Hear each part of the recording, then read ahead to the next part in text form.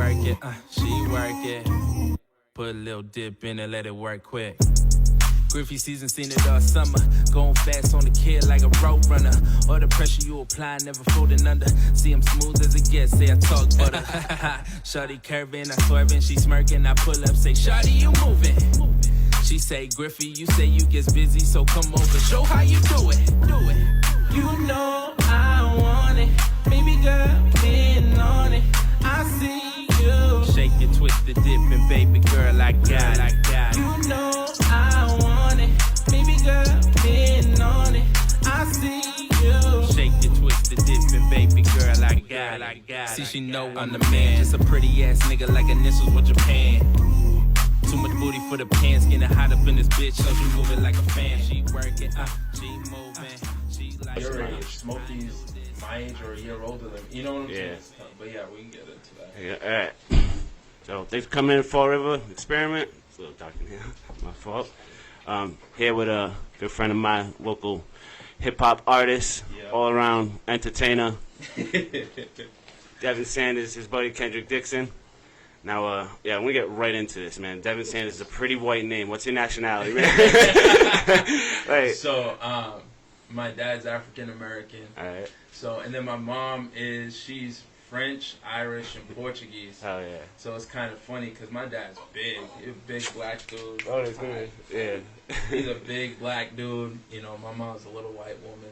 And that's cool. Yeah, so... Mixed relationships where it's at. Yeah, they went through a lot of stuff, you know, growing up. Like... Lotus, come here. Like, people, you know, calling my mom, because, you know, back then you didn't have caller ID, you didn't have this. Yeah. So people would, like, call my mom's house and be like, oh, so you're a nigger lover now, and stuff like that. You know what I'm saying? Like, right around the time when right before I was born. You know, we're thinking I was born in 93. It's not that long ago, you know? And, you know, so they went through a lot just being, like, an interracial couple and stuff like that. Yeah, especially back then. Dude. Now, obviously now, like, I feel like other places it gets, like, some shit. Yeah. Over here, it's not too bad, like, you know what I mean? But, like, obviously nowadays down south, that shit's backwards back there, dude. Yeah. Like, it's always going to be like that. Yeah. You know what I mean? But, you got a single came out last Saturday. Yeah, so... I was working when you were doing the photo shoot for it. Yo, no lie, ask Matty Oliveira. I even said, I'm like, yo, like, you played that same song 3 times. He was like, oh, that was him. I'm like, yo, for real? Yeah. I could have sworn I heard it, like, on the radio. Like, it has, like, that rhythm, that beat to it. Like, it's really catchy. You know what I mean? It's a bop, man. It's definitely a bop. Yeah, it was crazy how that all came about. So, basically, someone had contacted me. Brian Vienna, he's a DJ as well. He DJs around the city. Lotus! Get down. Come on, it's a good body dog. Yeah, she loves being touched and stuff like that, but she knows better to jump on people. And to jump on tables. You a classy broad, you don't do that. Yeah. But nah, so I had, this man hit me up, Brian Vienna.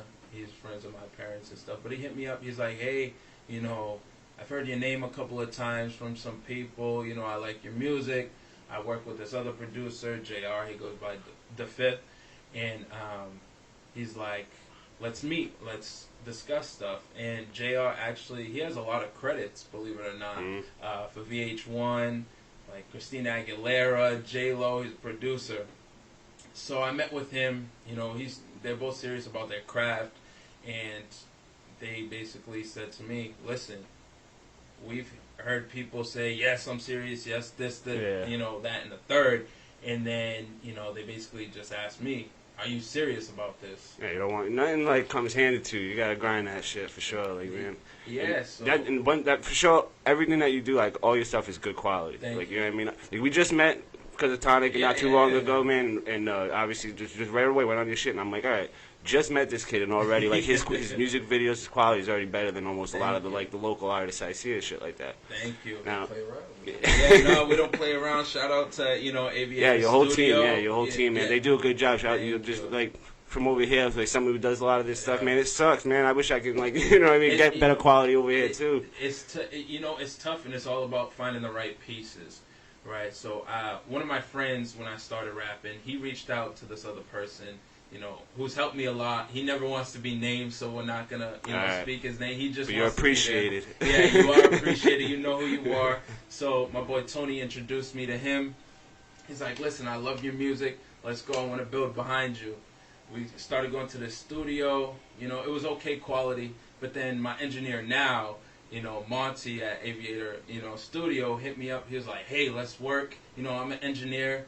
Let me show you what I can do. So then we started out there. You ever like bump into people that blow smoke too, though?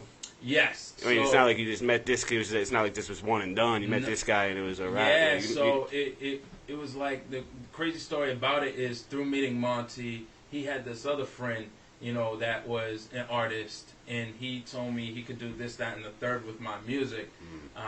He helped me come in contact with the person that helped me get my first show was Chaz Ray. He's still my boy. I was with him on Friday. Shout out to you, GN. You already know what it is.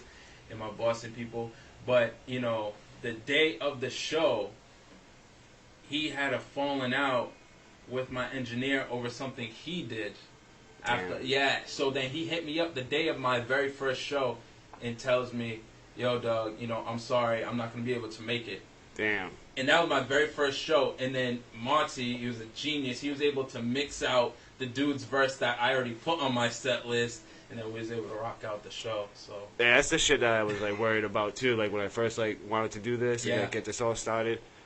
Like the guys that helped me do this, like I don't like do any of this. This is like, well, I got taught how to do it, but like my boys, like my buddy Matt, my buddy Leo, like they came here, got me the programs, got me the software. Like I'm just the person behind the mic, but like again, I always shout them out and give them their credit because they're really like the brain behind the operation. And the team is huge. Team is huge. Like and luckily they've been my boys like forever. See, so that works because y'all have that bond. But I've fucked with people that did the same thing. Like I say it all the time. I always bash Mike Herron because he's the biggest smoke blower in the world. Dude. You know what I mean? It's the same thing. Like he's really always like for the last 3 years sitting there like, oh, anybody that like has like a good like personality for a podcast, and people reached out to him and told him like, you know what I mean? And told him like, yo, Johnny like can do it. Like Johnny knows people. Like he can talk. Like you know what I mean? Like all that noise. And he was just like, yeah. So I hit him up. Like not hit him up. I actually see him at Click when it was open. And I hit him up and I go to talk to him about it, and he's just like, kind of like shrugged me off. Like, who the hell are you? And I'm like, oh, for real? I'm trying to. Fuck Mike Herron. Yeah, fuck him, dude. No, for real. I don't fuck with that dude at all. And anybody that ever like tells me that they work with him, they're all like, dude, he's a straight smoke blower. Like he doesn't like do nothing he stands by for. And like, yeah, straight fuck him, dude. I hope he's having fun at Foxy Lady watching the fucking Patriots right now. Yeah, good one, bro. I know him. I know Chris. I got respect for Chris. They were good. They was good friends with my father. I've met Chris before. He's really nice. So it's like I don't know. Well, for the record, Mike was trying to big time me because it was females. Young females on top of it. What aggravates me about him, he's just a washed up, still in his time. Like no one cares about you, man. You never did. It's your brother. Straight up. He was a good ball player. He did his thing for Durfee, like back then. But yeah, you're washed up. You haven't done shit since. Like let it go. Like I wrestled for Durfee too. Like I played. Like I'm not sitting there like grasping onto the past. I'm trying to look forward to this shit and blowing up and like what's going on now. And not just even me. Like other people. Like I want to see. That was the whole point of this. Like, you know what I mean? Being like Joe Rogan. Like, you know what I mean? Like getting on here, like putting people on. I can never like just sit here and talk about like just like and the way he talks to Mike Herron, like my brother, Antonio Brown, Kyrie Irving, like that ain't gonna come to you for fucking sports talk, like you know what I mean, like do what you should do, like you got a good platform, like put people on, like you know what I mean, and then he sits there and he says like, I got like all these followers, all these viewers, all this shit.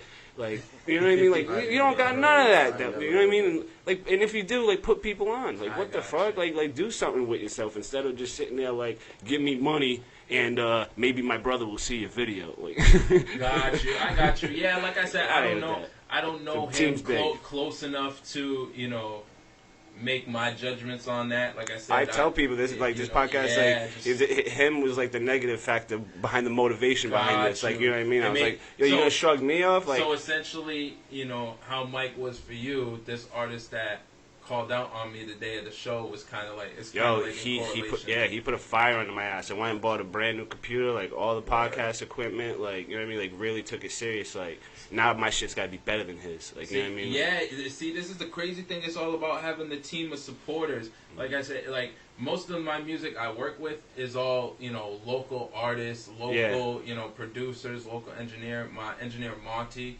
local. You know, producer The Fifth that I just released that single from, local. My, you know, camera people, Tim Daly, you know, Sam Jordan, made by Sammy. Yo, everybody Josh, plays a part for real. Local. Yeah. You know, my producers has, you know, the producer. You have the California Kid, that's the Rosa. You got OK Shorty. That shit comes to notice too, like by the big time. Like you know what I mean? Yeah. Like these little small potatoes are out here putting out bangers. Great quality, like you know what I mean. Like imagine what we could do with like you know with an engine behind it. Like, you know what I mean? And people don't realize the more you're accessible to, you know, these materials, the easier it makes for them to work with you. You know, some of the biggest producers I've worked with, some of the biggest artists I've worked with, is due to making connections and having accessibility to a studio. For instance, there was this artist. He's a writer. He goes by FRE the Voice on Instagram. He just wrote K. Michelle a song. It's #1 on iTunes, right? That girl won't leave my life. I swear. It's crazy. It's crazy, bro. She bad. Yeah, I love K. But Michelle. it's crazy because through networking, my boy was friends with this big producer out of Atlanta. He liked my music, so he had me do verses for John Connor, who was signed to Aftermath. He had me do a verse with a writer, you know, FRE the Voice, who just first of all, he got a Grammy from Chris Brown for Ain't in My Bed. He's got a Grammy, and then #1 on iTunes. How do you feel about that? Because sometimes I feel like we're like local artists, like because music's hard to get into, like the industry, like you know what I mean. It's hard to like break through, and that's what I was kind of like right before we got on. I was gonna say do you have like a timeline? Because I think writing is great too. Like a lot of times, I try to tell like these dudes that are like 35 plus. Trying to put out YouTube videos, like you know what I mean. It's like yo, you gotta cut that out, like you know what I mean. What you could do is put like that writing into a kid, like you know what I'm trying to say. Plus, I don't know if you guys watch that JD show. What is it? I'm trying to think of it. With the little kid, Rap Game. Yeah, the Rap Game. You know what I mean? I can see a lot of people doing that, like writing music. There's no shame in that. There's actually probably even more money in that. Like, you know what I mean? There is, you know. So the crazy thing is, so my whole life I was an athlete. Sports was my life. So I used to like rap battle and stuff like that in high school, little stuff. But as far as like making music, I never took that serious until my senior year of college, when one of my teammates was like, "Oh, my boy, you know, has a studio. He makes music. Let's go." So that's when I started making music, yada yada yada, networking. Dude, like rapping and all that stuff was never like my forte. Like I think I was like a sophomore or freshman when 8 Mile came out. Oh, okay. And yo, it's like turning out like nothing rhymes with Johnny Lopes, bro. I can't say no, but for some reason other people could think of shit and fucking clown me though. Like I can't rap. I say it all the time. And like musical bone. Like I wish I had it. Like I wish I could rap. Yeah. I wish I could play instruments. You know what I mean? I wish I could do all that shit, but I can't. It's just not in me at all, man. I gotta go back to like Tupac and all these spots, man. But that's the thing. So like your flow's great. Your quality's great. Like every song I've heard so far, I'm not gonna act like I've heard every fucking song. Every time I hear something, I'm like, dude, this kid like puts out fucking bops, man. And like the whole team behind you guys, like, I'm excited to see like everything. Like, you know what I mean? I'm excited to see everything like grow up and blow up, man. Definitely. I started, you know, teaming up with, you know, different groups like UGN out of Boston. You know, it's like Chaz Ray, my boy K Smooth, my boy Apex, my boy LX, you know, my boy Sticks. There's so many people out there. I see it too on your Facebook. You're always grinding. Always out there, like going put on another show, putting on other people too. I love that about you too, man. You support everybody. Yeah, my boy if you guys couldn't tell by the 100 name drops already, this kid's like straight show support to everybody. I'm trying. Yeah, my boy Drippy Hendrix. You know, he got NAF with him. NAF, they're a force. It's just like so. I try and, you know, we all grow together. My boy YP, my boy Transporting Keys, they got their own Aviator Keys, you know, as the lead. We're all just grinding together, you know what I'm saying? That's where it's at. Like, you know what I mean? Like, almost like some, like, NWO shit, man. Like, somebody's going to come out of there and fucking blow up. Like, somebody's going to be The Rock or something, you know, Hulk Hogan and end up blowing up. Yeah, it's got to be somebody. So we just got to keep, you know, keep moving, keep grinding, you know. My brother We're talking about people supporting you, helping you grow. My brother, you know, I got the FYB brand. Yeah, we got the Aaron was on. Yeah, Aaron was on last time, and he was talking about the sweater too. But I told him you were coming on. We were gonna get more of a background on it. So FYB. Yeah, so that started in high school. That's a little joke. There's a little joke behind that. It's You're like, fuck your business. Yeah. Fuck your bitch. You got the all right. yeah, so you know it's a joke. Man. We was young. We were like, fuck your bitch. You can't, like I say, you can't like stop now. Like, you know what I mean? Right. You guys roles and it's worked, and exactly. you guys just stood together too. Like, yeah, that's the so biggest my brother part. created all this stuff. You know, now it stands for your benefit. And right. That's what we use for that's the commercial. You know, commercially. You know, we use it that, but it's grown man, so you guys just shows the progress and the growth. Exactly. So, but honestly, like we say for your benefit, but FYB can mean so many things. Course, so we want to give it up to the person that's wearing the hoodie. If they want to create their own thing of what FYB means, this is my boy D Griffey stuff. That's clever shit. For your beauties, fly young brothers, for your, you know what I'm saying? It's so different. That's clever. That's smart shit. You can even come out with shit just like that. Just every FYB saying you can come up with. Like, exactly. That's smart shit. That's cool. Exactly. Yeah, I like that, man. But man, onto local shows, man. You like doing the local shows? Oh, I love the local shows. I love it in my own city, but I love performing in Providence, Boston. It's tough to perform in Fall River. You know, there's a lot of places you can't perform. That's why. Yeah, like the Narrows is cool, but you gotta put money down for that. Like, I mean, it's not really. So yeah, honestly, Joe's helped me a lot. Joe's real good, cool like that. Like you know what I mean, letting people do their shows. Like yesterday was Brazilian night, man. Yeah. And those Brazilians can play the guitar, man. Those guys can sing, man. I have fun back there. I don't know. I never know the words, but I'm driving home at 3 a.m. Like, they turned up. So shout out to Joe at Tonic. Yeah. He helped me put together the first showcase. We had. We had like 18 artists. We filled the place. Everyone was showing each other love, which was awesome. I went to a showcase over there. I wasn't bartending though, but I went to one of them. Yeah. It's cool. It fun. is. And the crazy thing with and it's a big struggle when you're starting off locally. Yeah. Right? And I had posted something about this on my social medias. It's tough when you're giving your all into something and you feel people aren't supporting you or having your back. They don't see your vision. They don't see your vision. Or they probably think you're bluffing. Exactly. Or they're jealous. Yeah, of course, yeah, that too. But put it this way, some people may think, what has this person done for me? And they want me to give them my all. You know what I'm saying? At the end of the day, I appreciate everyone that supports me. You know what I'm saying? Trying to get my dog over here. I appreciate everyone that supports me, everyone that's riding with me, everyone that's going to continue to ride with me. When I see like the views and stuff like that from like the day, it blows my fucking mind, man. It just comes. You can't get in the show, Lois, and it's really like when you get support like that, it is really like nice and stuff like that. It's mind blowing. Because they don't have to do that. Yeah, they don't. You didn't have to have me on your show. You didn't have to show up for me. My brother didn't have to create this brand. Yeah. My producers, that I shouted out before, they don't have to make me beats. My engineer doesn't have to engineer for me. Joe didn't have to. You can credit that though, because what I always do when I say that, I'm like, man, thank God I was always cool with people. Never burned bridges. I never robbed anybody. Like, I'm happy. I always stood like legit with everybody and just exactly. Cool. It's all about showing love. Like for instance, right? There's this artist I work with out in Swansea. OK Shorty's, his producer, but his name's Elijah Kyle, right? He just got a shout out from Logic on Twitter. Did y'all know that?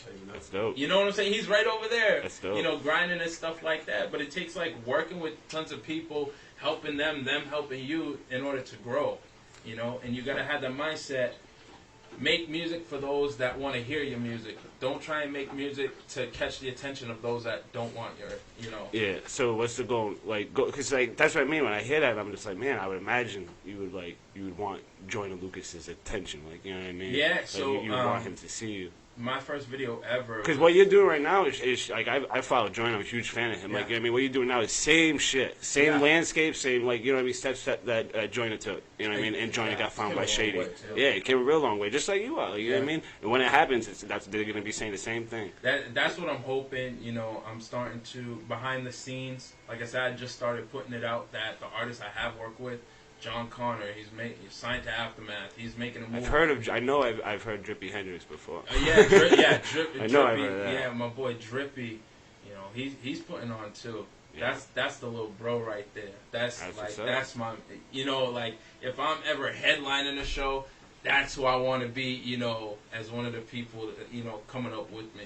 It's him. So. Man, like I can't even think about like rapping in front of people, man. Like I watch a lot of. I watched the Rhythm one on Netflix. I watched that one. So, have you ever met him, Flawless?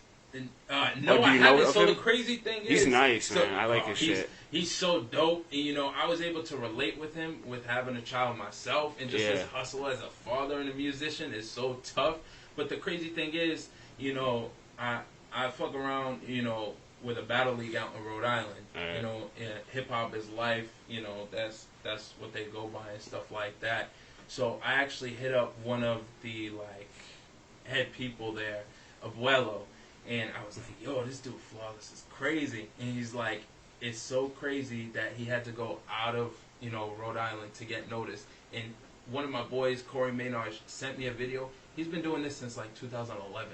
Yeah. And it's 2019. And we're 25 minutes away? And I just heard about him. Think about trying to get to do shows in New York. Even Worcester. So I do shows in Worcester. I know you do Proud Boston and all that noise. Proud Boston. The Connecticut was fun. Yeah, that's right. Like a month ago, right? Yeah. I opened up for Lil Durk. It just goes to show you, different people's perception on you when you're not in your area. Yeah. I went out to Connecticut. We probably had 20 to 25 people with us, right? And no one knew me from a hole in the wall. After my set, I had artists from Pennsylvania, New York, even Connecticut in-house, wanting to network with me, wanting to be my manager, sending me bottles over to the tables and stuff like that. And it's just crazy how, in your own city, people are just like, oh, that's Devin. But someone that doesn't know me that hears my music, dang, this kid could be something special. Let me network with him. Well, I got a little bit of older crowds. When I was telling the boys and stuff like that, I got D D coming over right away. D Griffey, you know what I mean? Yeah. Devin Sanders, and then they did the same thing. They looked up oh, all right, you know what I mean? He's nice. And we fuck with a lot of local artists too. Yeah. Clive Bunker, yeah. I got him on Twitter. Yeah, Clive's cool. Yeah, he came by Tonic not too long ago. He wants to do a show at Tonic. I was just saying that too. Man, I gotta hook up Clive and Devin, man, do a little show together. Because again, you know what I mean? My boys, they fuck with Clive a lot. Yeah. You know what I mean? Just like that. Clive has a show. That's right. Clive has a show. You have a show. Bang. That stuff is awesome. But the only way I can relate to that is when with MMA. I used to box. I'm not, like I said, I'm not as good as Aaron is now. Yeah. And like I said, Aaron blows me out the water. Mitch, those guys are so good. But when I was younger, it was like that. The wrestlers would hit me up and be like, yo, come through and fucking show some stuff. Yeah. And I used to fuck with Val Rocha. That's now again. Val. Yeah. Now again, that's another connection I used to have with Mike. Again, that's why I was offended by that shit. Mike tried to big time me. Bro, we came from the same gym. You know what I mean? I sat there and watched your brothers college games. Again, I'm a little older. You know what I mean? So I was around. I was 10, 11. You know what I mean? When Chris was having his Fresno games. Yeah. But Val would have his big screen up. We would watch the games. Mike was there. He was always nice to me then. And Mike Tyson fights, all that shit. Val would have shows there, and he was always there. Him to try to big time me in front of a bunch of girls, it's tough. What the fuck? It's tough. I understand that. And I guess that's because he's old and he doesn't understand of you know what I mean, the young crowd. It's not, you know what I mean. It's not really worth butting heads over females or even trying to show out for a girl. So to see that was almost man, I haven't seen that in so long. I haven't felt that way. Damn, yeah, he like I said, he put a fire in my ass. I was I'm better show that. The crazy thing is, you will never see me trying big time, an artist, whether they get less views than me, less followers. Because at the end of the day, it's about showing love. You show love to get love. Yeah, no one's ever loved an asshole. I noticed that. That's what I mean. That's why we get cool love, man. We've always been cool to everybody, man. And it's awesome. It's overwhelming sometimes. Straight up, when I see the views and stuff like that, and the shares that the people do for the thing. That's why I like to get different type of. You know what I mean? I had Justin Reese here with the football. That's my boy. Yeah, Justin is awesome, man. They had a tough loss yesterday, 4 points. But first year, not bad into the second round of the playoffs. And they ball out too. I've seen that games. They're the chemistry they have already just for 1 year. Raheem be rocking the FYB. He's got his own hoodie. Yeah. Tim Pont be rocking the FYB hoodie. That's what's up, man. Oro is doing some big things now. It is, man. We got a bad rap right now because of the mayor and all that politics shit, which we'll get into that. Like, I really think I could win city council. Like, that shit's gonna be hilarious. Like, I was thinking, like, obviously I'm not running this year or anything like that. But, like, I've been born and raised in Fall River. Like, I come from immigrant parents, like, straight poverty. Like, I grew up at Heritage Heights, Road Cliff, like, you know what I mean? Then finally moved out to Kennedy Park area, like, you know what I mean? And then down here. But, like, I've been all around the city, like, you know what I mean? Like, I didn't have a lot of things. I was always walking around. I know the good and bad everywhere. Like, I know what needs to be fixed. I know what needs to be, like, have that attention, you know what I mean? So it's like, I can't, like, it's straight up, like, that's why I didn't want to run this year. Like, I don't know what it takes to be a city council, like, right now, but I know, like, that I love Fall River, and, like, I want to make it better, and I want to, like, you know, fix, like, you know what I mean? Like Fish Street. Like, I used to work a garbage route, like, and that was one of my things. I couldn't believe how abandoned and, like, boarded up that shit is. Like, like, because I used to live on 3rd Street, right behind Lizzie Borden's house. I promise you, I was in the ghetto till I was, like, 12. Like, straight poverty, like, you know, and man, I forgot where I was going with all this stuff. But like, that's what I mean. Like, I've been those places that need the attention. Exactly. Like, fuck that. Like, not fuck the waterfront, but the waterfront's good. Like, you know what I mean? Like you know, all these places are good. Like, you know, we gotta stop fucking around with the facelift. It's fix the soul of Fall River. It's very tough when it comes down to politics. I feel it's always been like this. It's whoever's the most popular person. It's like a popularity contest. I mean, I don't know if you want to get it. Like, are you like Coogan? Are you like? I love Coogan. Did you have him in school? Coogan, yeah. So he was a vice principal when I was at Durfee, but he was my parents' history teacher when they were in school. He was always, you know, a great person to me. I call him my Mr. Feeney, bro. He's like my because like straight. He was my VP in Cuss too. Yeah. Okay. So like, he was a vice principal in Cuss, and then my freshman year he was doing his thing in Talbot, and then sophomore year he came down to Durfee again, and then he was my vice principal again, and so I had him like my whole like teenage like. He's a great fucking man. Juvenile life where I'm just like, you know what I mean? He's you know, you could talk about if you got in trouble anyway. I don't know if you were in trouble. Like, I got into a lot of trouble. My dad would be my ass. Yeah, I went from like you could talk him down from like 3 days suspension to like 1 day ISS. Yeah. Like, yeah, he was cool like that. You can negotiate with him, man. I remember this one time. I was a senior when my brother was a freshman. He got his phone taken away, so Coogan had my brother come get me. He's like, listen. Talk to your brother. I don't want this to happen again. He could have called my parents. You know, he could have did this, that, and the third. He was like that with me too. I got 4 older brothers and 2 older sisters. See? And a younger brother, and they all had them too. And they were fucking pain in the asses too. But he never judged me. He was still cool, and he never hated them either. Like, you know what I mean? He was always still like, even though like they ran him up and drove him fucking crazy, he still fucking showed him respect and treated him good. Because there's other ways to go about it without doing the maximum penalty. Like, back to that story with my brother and his cell phone. He could have called my parents. He could have gave him detention, this, that, and the third. But he gave my brother a chance, you know. And I know it's not that big, like cell phone taken away. But, again, he could have, you know, gone so many other routes. Like I said, he gave me so many chances, bro. But, like, I called a bomb threat at Durfee, bro. I went to juvie for 4 months for that. Jesus. Yeah. I talked about it, I think, with wasn't the Justin Reese episode, but we talked about it before, man. It's a long story. But, like, I was just, like, rebelling. I was so fucking mad. Like, I was already a punk kid, too. I didn't smoke weed at that time, too. I feel like if I would have smoked weed in high school, I probably would have handled things a lot easier and simpler.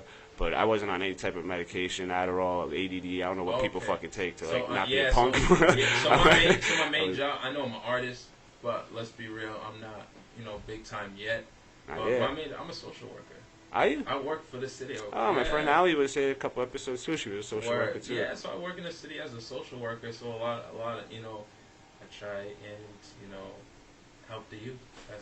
And you're a smart kid too, so that helps. I went to, you know, like I said, my whole life was sports and stuff like that. My parents raised me, you know, school was the main priority, school and sports. Yeah, I ended up playing baseball at Bridgewater State University where I graduated. That's awesome, man. So so it's like at the end of the day, I kind of really use this music thing to show kids you don't have to, you know, live a certain way or be a certain way to, you know, go down a certain path. It's good that you already like that. Like, when it comes to kids, you already know how to speak to them and talk to them like that. Yeah. Because, like, I think that's big for, like, when you get older. Like, you know, because it's exactly that.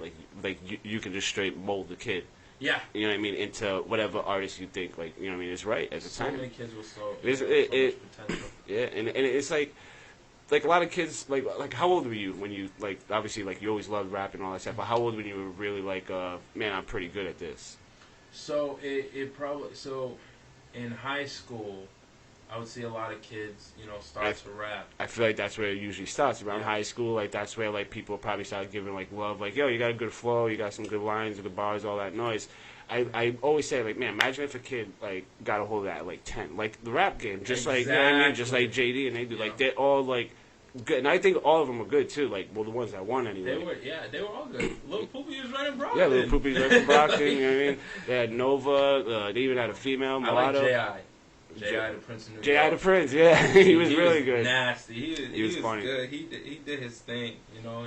He's really starting to blow up now. But I'm big on that, like, trying to tell people to do that. Like, mold the kids. Like, you know what I mean? Like, like, if Aaron, God forbid, if Aaron started off, like, 0-10 in MMA, I would tell him, like, you know what I mean? Like, yo, you're nasty. Like, you know so much shit. You're so skilled. Yeah. Why don't you, like, you know what I mean? Go find a kid that's 10, 11 years old. Don't not go find a kid. That sounds fucking Don't go find a kid. But, like, they see if somebody in the family, you know what I mean? Like, like, mold out and turn into, the next fucking John Jones. Like, legit. Yeah. It's all, because at the end of the day, we do have a certain timetable where it's like, okay, this isn't working.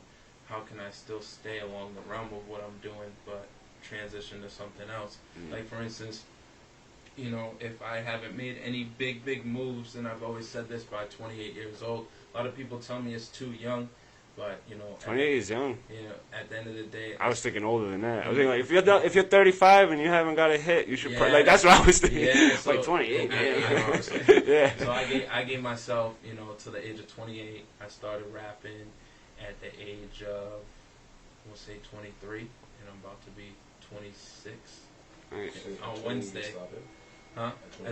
At 28, I want to stop trying to be a mainstream, in the cameras type rapper, and maybe, start writing for people, That's awesome that you, like, I think that, I always say that about artists, like, you know what I mean? I always pretty much said it earlier, like, I think that's what they should be doing. Like, if it's music's hard to break into, and it's even, the more, like, you know what I mean? The older you get, it's even, the harder it gets. Exactly. You know what I mean? I had a talk with one of my homegirls at my show in Boston this weekend.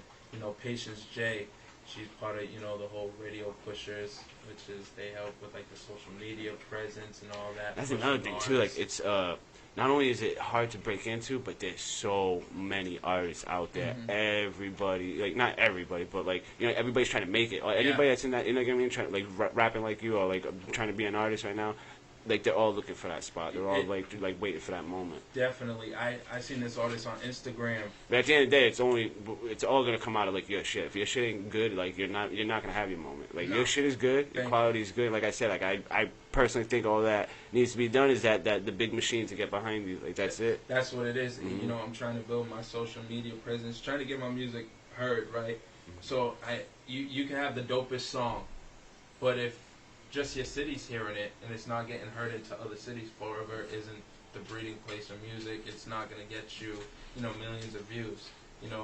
At the end of the day, you love your city. If you can't, run your city musically, there's no way in hell you're going to be able to expand. You know what I'm saying? Yeah. So it's just like, you start with your city, you get popping in your city, and then you expand. Sometimes you got to go out of state, you know what I'm saying, to do your thing. But I'm trying to keep it local, that's why I named it Forever Experiment. I didn't want to do the Johnny Lope show. I didn't want to do I wanted to straight keep it Forever. Because I think exactly that. Like there's like over 100, like probably 100,000 people that live in Fall River. Like you know what I mean. So like you're right. It's not like enough people to like you know what I mean. Like pretty much make that like big shine. Yeah.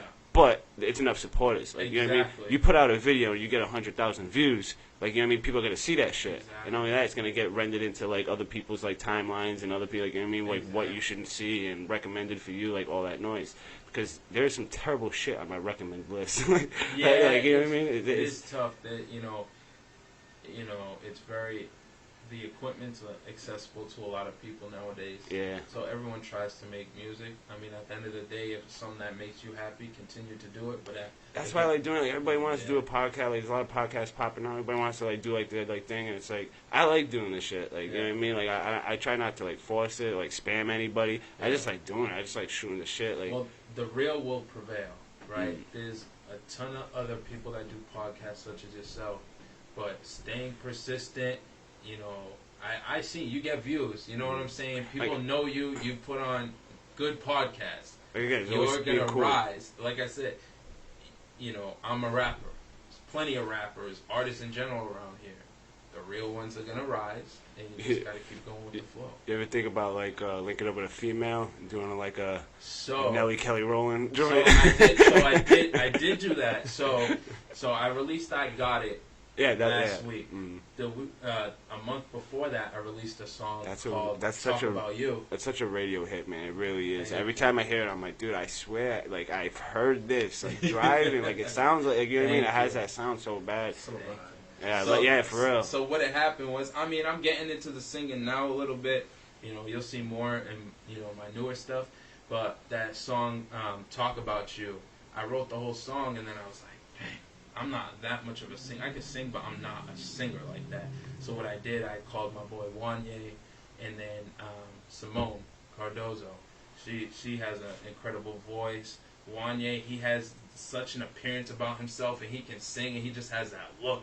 And I put them two on the hook for Talk About You, and they absolutely murdered it. That's what's up. You know, I'll have to play the song after I release it. I'll put it on here. I'll make sure that everybody hears it too. They murdered that hook for me, and you know, it's played on like smaller radio stations. And well, real quick, I know I told you I don't have a musical bone in my body, but I can sing. Chill. I'm playing. Griffey featuring Johnny Lowe. I can't sing this shit. I can't. Like, no. I told you there's not a musical bone in my body. It backs up with singing, so I can't sing it. Yeah. But again, I wish. That's what makes me respect it more. Like, you know what I mean? When I see somebody doing something I can't do, like Aaron's fucking nasty, like nasty fighter. Like, you gotta respect the kid, his grind, and everything. This kid's putting out good quality music. Like, you gotta respect, not only good quality, again, like, let's, like, I know how hard it is to, like, do the edits and all that noise. So it's like, respect to your editors, your studio, everybody that does their work. Like, it's like, man, I appreciate that, respect that side. And I notice it and acknowledge it because, like, it's hard work.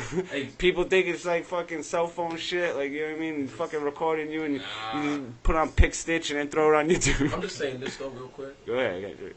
I respect every crew that's out there that's doing their own thing. But ain't no crew better or more talented than FYD. Well, I'll tell you right now, like, that doesn't mean a lot of the like, everything you guys do. You guys almost remind me of the ASAP crew almost. That's what we're trying to do. Straight up. That's what we're trying to do. It's working. Somebody like me who don't like know you guys, just outside perspective, like, you know what I mean, from my view, straight up, you guys got the. I'm gonna be working with some, you know, bigger artists in the city soon. I had talked to Smokey. You know, he's another bigger artist in the city. He's bad. He's iconic. Not Friday. I brought him in there. He shot a little video in there. You guys should do something over there, man. Like, so, I know Joe would love that shit. He would let you guys do it. I'm gonna link with him. Eastside Syph, another bigger artist in the city. He hit me up to collab, and Bryce Berry too. So I'm gonna, hit them up. We were talking about rhythm and flow and like in rap game and stuff like that. You ever think about that? So one of the artists that was on that show, I think she made it past the first round. I forget what city it was, but I had did this. I know all their names. I watched your shit. I had did this podcast with this. You know, he's getting there. He's famous DJ H Dot. You know, he travels everywhere. He's pretty famous, pretty well known. He did this thing called H Dot in the Kitchen where I freestyled off the top of my head. He was giving me words, you know, a female, Mary Gibson. She's a great singer. Shout out to Mary Gibson, Caddy Love, you know. So she was handing me cards and I was freestyling, yada, yada, yada. A girl that was on that show did the same podcast, like Instagram live feed as I did. So it was cool seeing that. I've always thought of doing that. People hit me up, was like, yo, you should do that. I definitely would do that. You know, I did again because I used to like to fight, so I think about it all the time, the Ultimate Fighter, the amateur shows, like all that stuff. So where are we going with this? So they just did that, and then what was the other thing I was thinking about? Like, I try to think about like Drake, like the big artists, like how they probably like Drake had that banging mixtape, like when he first like dropped. Like, you ever think about dropping a mixtape? Yeah. Like, obviously, I know you got your music and you got your mixtapes and all that noise, but like a nice new. Out on all streaming services. That was like my first, you know, all streaming service project. When did you drop that? It's gonna be coming up on like a year in January. So it's on there. There's a lot of good songs from there, all locally produced. You know, the features I have on there, my boy Beep Chico. How long do you like normally like how long would you normally do like from one single to another? Like how long, like. So here's the thing that a lot of people, they see music, they want to do music. It's a lot of time and it's a lot of money. Yeah. People can't do all this I stuff hear that all the time, like studio money. Like I always like wonder, like you know what I mean? Like what is that like? Like, you know what I'm trying to say? Like, oh, like money for the studio. I need money for the studio. Even on Love and Hip Hop, you watch Love and Hip Hop, these girls are straight sucking dick for fucking studio time. You're like, damn, I need to get a studio. So it's really tough because at the end of the day, like paying money and all that noise. At the end of the day, you go to a studio. The person that owns the studio is taking time out of their day and time away from what they got to do and time away from their families to help perfect your craft to their greatest abilities. So depending on how much their equipment is, how good their craft is, they're going to charge you, pretty good. So it's all about grinding to make that money and making smart investments in your craft, not just putting every song out, making sure you plan it right to promote it. I'm kicking too much game here. Y'all didn't pay me for this stuff. No, I'm just kidding. But yeah, it's a lot. And then, I thank God, I do have a great team around me that show up to my shows. Kendrick, I've known Kendrick since kindergarten. Oh, yeah. He's like a brother to me. He's my brother's best friend. He comes to damn near every show, you know what I'm saying? Spends the money to go in there and stuff like that. That's the biggest thing, man. Like Aaron talks about it a lot, man. Like, if you can't make the show, buy the T-shirt. Like, you know what I mean? Like, you know what I mean? Like, a little bit of money, like, comes a long way. Like, you know what I mean? Definitely. And at the end of the day, I realize, like I said, people don't have to support me, so I'm thankful for the support I do get. People will apologize to me, sorry I can't make the show. It's cool, bro. You've been to a show before. You share my music. You listen. You don't even have to share my music, but you listen to me.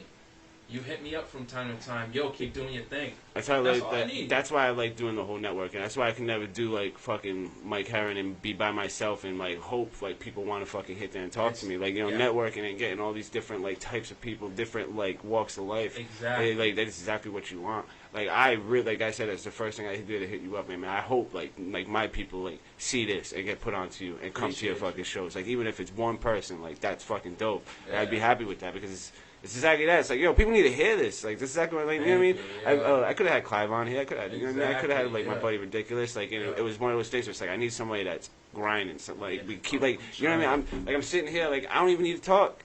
I don't need to say shit.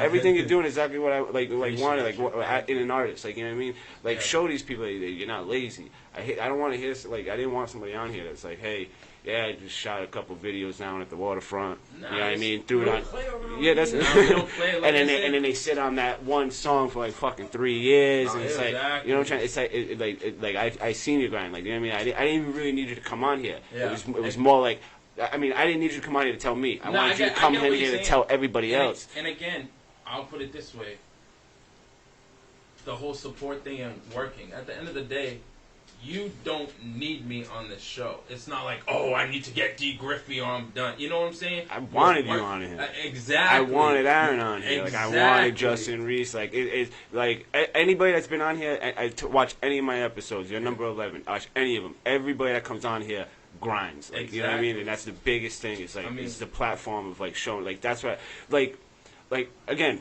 I keep using Aaron as an example. Like, but Aaron is not like he's not like my best friend or anything like that. Like, I met him through the gym. You see him passionate about MMA. Like, you know what I mean? You see it and you're just like, man, I got to get behind that. Even if you're not a fan of MMA, even if you've never been to the gym before in your life, you just look at this kid like, man, this kid grinds. He's working really hard. Look at Devin. Like, you know what I mean? Like, man, this kid's got a passion for fucking music. You know, like he exactly where he just came from. Like he came from Fall River. He grinds hard. He's not no fucking drug dealer punk. Like, you know what I mean? Like people see, like, people need to hear this. Like, people need to see this. Like, my friends need to see this. Like, you know, my people need to see this. Like, the 100,000 people of Fall River need to be behind you. They're not getting behind some, like, you know, Conor McGregor fucking rapist or some shit like that. Like, you know what I mean? They need to know they're getting behind, you know, who knows? Like, it could be the next Chance the Rapper. You know what I mean? Like, you know, don't be fucking late to the party, people. Like. I feel you, and it's crazy thing, I'm not even trying to seem cocky, but every out-of-state or out-of-city show I do,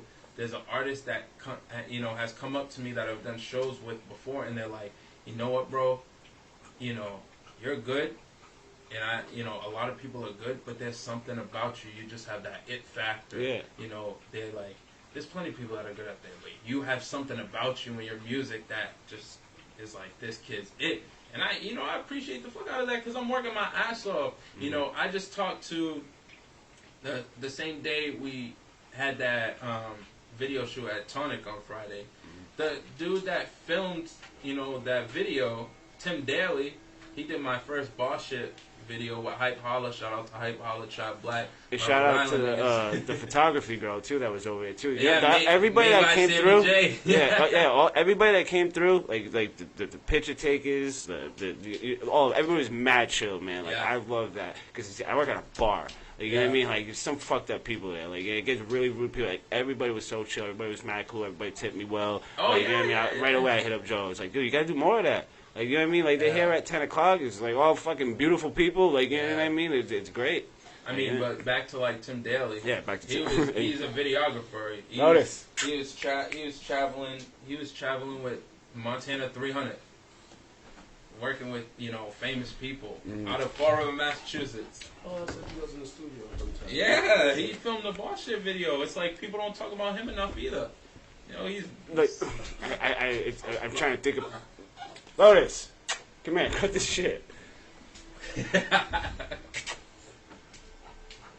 Yo, this is like a thing every episode too. If you guys watch, she always cool. comes in. Dang, I was tries to get a shine. I was getting all a little cocky, like, damn. Even the other girls always want to be. Want to flick that light? It's getting a little dark in here. There we go. Get some light up in here. But nah, it's straight. I'm a big dog person too. Yeah, she's cool. She's about 6 years old. But she exactly that. Like, I always have people over. Everybody's always hugging her, like rubbing her. She's not used to. Every time I come in the podcast room and do this, she always comes in here like jumps on something. Because she's a bitch. She's a girl. She's a female that needs attention. No different here. But she's a classy broad. She doesn't jump on people. We like classy broads. That's how it is. It's all love. But nah, yeah, like I said, at the end of the day, everyone I'm working with for the most part, besides JL from Atlanta, is all local. You know what I'm saying? And local, I mean like Fall River, Somerset, Swansea, Rhode Island, Providence area, Tucket area. So that's good. Like the guys that pretty much put all this together. Yeah. They're the IT guys for Ocean Spray. Okay. So they got you know what I mean? It was like good. I really trusted them, even though they're obviously my boys. I was going to trust them anyway. It was great that they were smart dudes and they have a good. It's good that Sammy J and your buddy Tim. Oh, exactly. Like they're really good quality shit. And Sammy J, her boyfriend, OK Shorty, produced half my album. Half my 508 project. That big song Booty Bounce that everyone loves.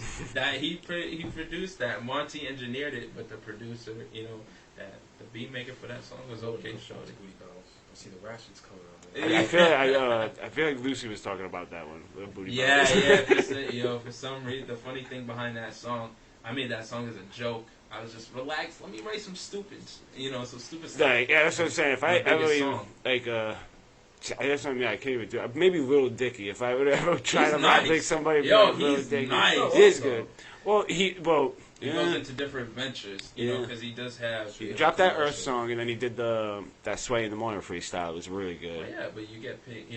He's a comedian too, so who knows. We need that comedic rap thing. I mean, not so much Weird Al, like you know what I mean, but at least you're not gonna be Eminem, but if you can get to that borderline, he's a little better than Weird Al, but he ain't. Yeah, he's definitely better than Weird Al, but no Eminem. Speaking of that was one thing I wanted to do and put it on here. You want to hear both your top fives. Top five. And you get a 6-man. Alright, word. So I'm gonna start off with the 6-man though is like, somebody pretty much think is underrated. And I want to get into this too. I want to go straight Wheel of Fortune where they take out the R. You can't say R-S-T-L-E. You can't say Biggie. You can't say Tupac. Okay. And I'll just leave it at that because. Okay. Kendrick Lamar is my favorite rapper of all time. Yeah. LL Cool J. Love LL Cool J. Right there. Just because his style, he'll end your career and then make a song that'll have your girl fall in love with him. I know every single word to I Need Love. I want to let you know. I can't sing, but when I'm alone in my room, sometimes I stare at the wall and in the back of my mind. I know that whole entire fucking song. Let's see. So we got Kendrick Lamar, LL. Let's see. Rappers. Damn, this one's tough. I want to go with Ice Cube. I would say NWA as a collective, but we'll go with Ice Cube just because, most of his music is gritty. It's hard. It makes you wanna. I mean, if you watch Straight Outta Compton, you know they kick it right. Yeah, exactly. He was just good. So we'll go with Ice Cube. So that's 3. I need 2 more. This is tough. Let's see. I would say when I'm in the mood for him. Real quick, I Can Do It from Ice Cube. That's gonna probably be a banger for the rest of his life. Like that song will never fall off. But go ahead. Facts. So that's 3. So that's 3. I would go with I like ASAP Rocky. All right. And ASAP first. So we'll put like ASAP and just. And your 6 man. 4. Oh no, that's your 4. All right. You That's put 4. ASAP Crew. Dave East. It would be my 6th man. Right. Dave East, my 6th man. Number 5. Does it have to be a rapper or artist? Could be an artist, be hip hop, like, yeah, or whatever the case is. Let's see. I don't know, because I really like Cardi B's music. I was just thinking, like, I like Cardi, but we all know she doesn't really write her stuff. I like her music, man. Let's go with. See, an artist, a rapper. Make me pull out my phone. I say my number 5 would be D. Griffey. Damn, you just took my 6th man. You just took my 6th man from me. Damn. 5 D. Griffey. That was my punchline. That was good. You were gonna be my 6th man. Hey, Kendrick, you got. I'm gonna hit it with DJ Quick. Okay. DJ Quick. He does not get the credit he deserves. Mm-hmm. He's an excellent producer. Mm-hmm. Dr. Dre, even though he doesn't write his stuff, but I like how he delivers it. Yeah, it's very convincing for someone that's not a rapper. Yeah, who knows to be a rapper. Very convincing, especially when he raps. Scarface. Mm-hmm. Let's see, that's 3. Mm-hmm. Number 4. See your stuff once you start. Yeah, like, I'm like, fuck, man. Like, I'm not all corrupt. Yeah, Okay. people sleep on He corrupt. doesn't get the credit he deserves. Yeah, people sleep on corrupt for sure. Lord Jesus. I said you right? Yeah. I love J. Cole. I just gotta be in the mood to listen to him. Listen to him. You know what I'm saying? But I love J. Cole. The Brat. Yeah. Oh, yo, see. I was waiting for a female to drop. I got all the brothers. Like Nas was huge. Yeah. Jadakiss was super big in my house. Nas, Jada. I mean, me personally, like, not just being a young guy, I love Andre 3000. Oh, 3 Stacks is a beast. See, that's another. There's so many artists. I would put 3 Stacks on there. You said Jay-Z was like off that. You know, right? Well, I didn't say Jay-Z's off. See, I would have put Jay-Z on give there. number 6. You're gonna laugh at me with this one. CeeLo Green. I'm telling you, man. Goody Mob. Yeah, Goody Mob, Outkast.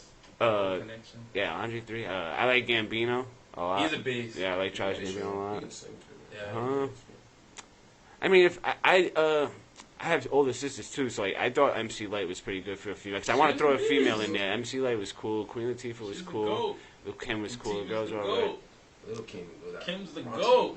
Yeah, but I love Jadakiss. Like that was that big. It was one of the big. And then Eminem, obviously. Yeah, but again, we can't say Eminem or Tupac or Biggie. He's in his own lane. Yeah, he's the best at what He's a rapper. I personally wouldn't say he's the best. Yeah, you're not one of them. Lyrically, he's right up there with the best of them. Mm-hmm. Song wise. Sometimes, you can't really go with, when people say the best and stuff like that, sometimes you gotta go to top 5, like a Mount Rushmore, you know what I mean? I'd rather do that, do a Mount Rushmore, because it's you can't really put Andre 3000 in front of Jadakiss. They're 2 different, guys, it's weird, but it's I love both of them just as much. Exactly, like Drake, Tory Lane, you know what I'm saying? It's you can't really... That's good. Definitely wanted to get your top 5. I wanted to hear for sure. And it was all 5 of us. I mean, all 3 of us had all different 5, so that's good. Good to hear. And I'm happy. Would you have gone with Tupac, Biggie? Your best? I love. I grew up in I do that too. Are you a Tupac guy or a Biggie guy? I'm a Tupac guy. Biggie household. Biggie household. My dad seen Biggie and Big L in concert. Damn. Yep. So I was I love Tupac.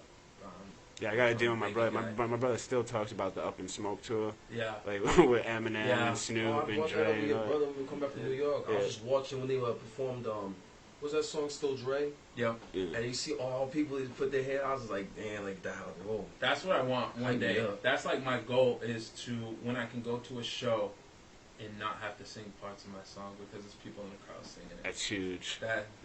Also, No, I'm talking like in a big sense. Like I wasn't doing that for you. Oh, I was like, it was just like a moment. Like, damn. No, not you. But people know your shit though, right? They be singing it. My friends and my, I will say, I would never say I have fans. I have supporters. Yeah, it's my brother Burge who fights. He's the same way. He's got like 20 MMA fights, and he's the same way. Like he sells like 200 tickets to his fights. You know what I mean? He sells like T-shirts up the ass. Like the guys at Twin River, like the president and stuff like that. Like they really close to him. Like they love promoting him because he gets a lot of Fall River support and all that shit. But he said the same thing. He's like, they're not fans. They are supporters. Like, because we won. It's exactly that. I feel like when. You know what I mean? When we have a Fall River MMA champion and a Fall River Grammy artist and a Fall River, when we have all of that, then we can see the competition more in here. But until then, we all got to rise each other up and push each other up there. And exactly that you need, because you never know when Devin's sitting there and he's just like, man, maybe I should just call it quits at 26. Like, you know what I mean? But that one little comment, like, you know what I mean? If somebody like, yo, I love your shit. You know what I mean? That one little share of somebody saying, like, yo, somebody, like, this is my boy. Like, that little shit, that shit helps. It's like me, like, man, like, if people didn't like this, I wouldn't do it. Exactly. You know what I mean? I would just have you come over, shoot the shit, and, like, you know what I mean? I'd come to your shows. Like, you know what I mean? But, like, after the first video and, like, the feedback, it's like, damn, like, I'm going to take this more legit. Like, I'm going to, like, clean this up. I get better. I got a better computer, like, more equipment. Exactly. I need to get another mic. I would say, yeah. I mean, who really put a fire under my ass, music-wise? I would probably say Smokey and Da Vinci. I seen their videos. I was like, I bet. Yeah, he's got good quality stuff, too. Yeah, man. they got good quality stuff. You know what I'm saying? But I would say those are the two artists that put a fire under my ass. You ever, like, open for him or he open for you? Like, I know you guys do showcases where, like, you guys don't really look at it like that. So, but do you ever, Smokey's renting out Tonic, like, you know what I mean? He's putting on a show, he's selling 200 tickets, or whatever the case is, and D. Griffey's open up for him. Yeah, so, I mean, we haven't gotten to that point yet. Me and Smokey, like I said, lately, the past, week and a half, we've really been talking about, making these moves. And Da Vinci's like his main mans and stuff, so I'm sure that's gonna come along with it. And then I got like NAF, Aviator Keys, UGN. So we'll see what the future holds. You know what I'm saying? So, I'm pretty sure we could all come together and just make some big. I can't wait to see it, man. Like it's exactly that. Like the Jay-Z Kanye thing worked. Like, you know what I mean? All that stuff. Like, exactly do that. Make it like a friendly competition, man. Both of you guys rent it out. Whoever sells the most tickets is closing that bitch. So at the end of the day, I'm friendly with every artist. Of course. I work with. Every artist. I don't have anything against any artist, but it is a competition. And at the end of the day, I don't care who you are. You could be mainstream famous. I'm gonna fucking smoke you on the track because that's just the mentality I have about myself and the confidence I have within myself. I always say that about features, man. Like when I listen to them, like that's what I because I'm more into like that, like behind the scenes stuff, like writers and stuff like that. So when I hear somebody is putting somebody on a feature and it's something like J. Cole and Drake, right away I'm like, ooh, like exactly. because they bring it, like they bring the heat, and so you want to hear who rips up who, like Eminem. Like got a feature to go on Renegade with Jay-Z, and he fucking killed it. Like Jay-Z made a mistake, bro. You shouldn't have had Eminem on your not that one anyways. That I love Renegade. Like that's one of Eminem's like all of his shit is good, but the fact that Jay-Z's on it and he just makes Jay-Z look like Yeah, that's what it is. That's what it is. I mean, like I said, when I got my first big feature, which was John Connor, Aftermath artist, signed by Dr. Dre. And you have me on I've done multiple songs with him, but this song, you know what I'm saying? I was on a song with him. I fucking brought the heat. Hell yeah. I brought that shit, and it's just like at the end of the day, it's all about making hit songs, making dope records, and having. So what's up with 2020? What do you got? Like, what's your like? I mean, we're almost in November. See the New Year resolution that you got going. I want to start traveling more.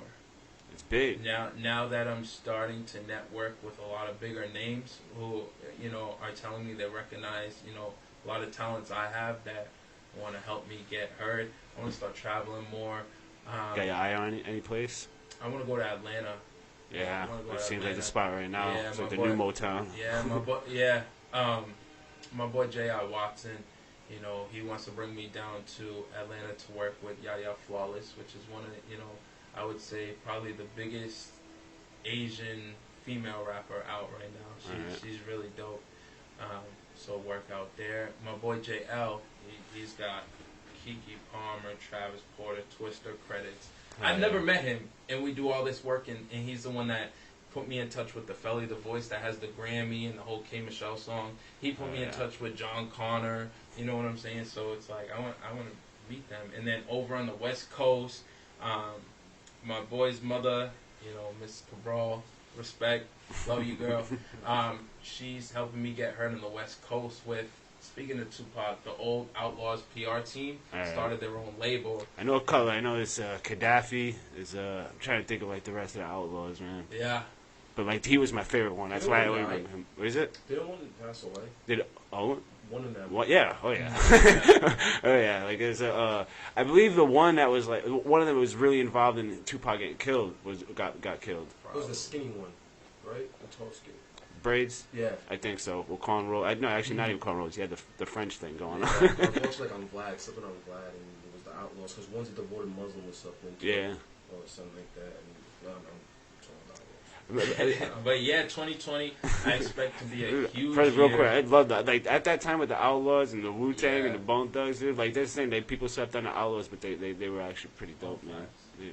But West Coast, man, like I've right away I'm just thinking of like where you would go to like Lincoln, because West Coast is even harder. Like what they say about like the LA, like trying to make it out there. Oh yeah, because at the end of the day, there's plenty of Kendrick Lamar's out there. There's plenty of J. Cole's out there. There's plenty of Cardi B's. There's plenty of Drake's out there. It's all about working your ass off to get where they are. Again, get noticed. To trying to relate to that, it's like almost the same thing with MMA. Like again, using Aaron as an example, like we talked about in the last one. Aaron went out to Cali to Sacramento to go train Team Alpha Male. Yeah. My buddy Josh went out to New Mexico to go train with Team Jackson. Both of them are like top 5 like camps, like you know what I mean, in MMA. So and then they come back to Fall River and it shows, like it showed in their performance, like you know what I mean. Even if it's something like so small, even if you go out there, you spend all that money, like you know what I mean, and you like spend all that time, and you come back and you learn something super small, that like super small becomes a fucking detonator, like you know what I mean, and blows up. Dude. Exactly, because at the end of the day, there's plenty of Aaron Hughes out there, there's plenty of Jorgen DeCastro, there's plenty of Mitch Raposas. What separates them? How hard they work their fucking ass off. And their weight. Yeah, and their weight. But it's like there's plenty of people. On a global scale, there's plenty of them. There's plenty of D. Griffeys. There's plenty of Drippy Hendrix. Smokey Lowe. Dope Da Vinci's, Bryce Berry's, Eastside Sype. Everyone this, that, and the third. What's gonna separate all of us from them? Working our asses off and doing what they're afraid to do. Like I said, when people see like the passion and the hard work you do, like the people that appreciate passion and people that acknowledge that kind of stuff, they follow. They don't like sometimes like they're not rap fans, but they're gonna support you and share your shit because they see you out there trying to grind it. That's what it is. That you're not out here like some fucking kid popping perks, like trying to put out just trying to fucking put out some shit for some likes and stuff. Like you know what I mean? I tell people. Yeah, I got that. I don't even smoke weed. I make a joke to people. Lifestyle-wise, as a rapper, my life's so boring. Well, that's the thing is you're grinding. You're not out here like wasting time. Not saying weed makes you lazy. I think like if you're lazy and you smoke weed, then you're just extra lazy. But me, I smoke weed because thank God. I was such a punk. Again, I was in and out of juvie. I was in a lot of trouble. Call a bomb threat. You know what I mean? I was a fucking punk back then, man. Yeah. I was in so much shit. I'm pretty sure Coogan can back me up on how many slip. I swear there's got to be some sort of record, and I don't know if I'm up there, but I don't know if I'm number 1, but I'm up there, man. I was in so much trouble. Never understood how I never got kicked out of school or any of that shit. And I never got kicked out of school because Coogan wouldn't let me. You know what I mean? He would always. Again, talk me into staying. He wouldn't want you to get suspended. No. He would rather you get ISS and do your fucking work and you know what I mean, and learn some shit. He wanted the best out of a lot of kids. So yeah, weed for me kind of helped me out. Again, I wish I really did, and I was big on not smoking when I was a kid. I had older brothers that were really now because of my brothers, I never did any drugs. Yeah. But they were always you can smoke weed when you get older. You know what I mean? And it was one of those things. I was I'll just wait when I get older. Yeah. So throughout my whole life, I tried it when I was 13, 14. Wasn't for me. You know what I mean?